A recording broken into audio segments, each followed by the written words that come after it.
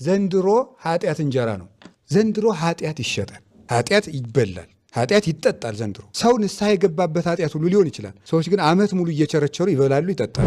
ብዙ የሚወራበት ዘመን ስለሆነ ወሬ ስንሰማ እንዴት አድርገን ነው መመዘን ያለብን? ሚዲያ ላይ የሆነ ወሬ ስታየው እንዴት ነው መረዳት ያለብን? የምንሰማው ነገር ላይ 5 ችግር አለመድረሱን ማረጋገጥ አለብን። አሁን በሚዲያም ስትገቡ ሰሞኑን የእንትናን ጉድ ላካፍላችሁን የመጣሁት ይላል። ከባድ ውርደት የሚል ርዕስ ልታዩ ትችላላችሁ። ትልቅ ስህተት። አፌ ነው የሚለፈልፍ እንጂ ልቤ ቅን ነው፣ ልቤ እኮ ደግ ነው ማለት አይቻልም። ንግግር ቅዱስ ያደርጋል፣ ንግግር ሰይጣን ያደርጋል። ሰው ተናግሮ አገር ይሰራል፣ ሰው ተናግሮ ሀገር ያጠፋል።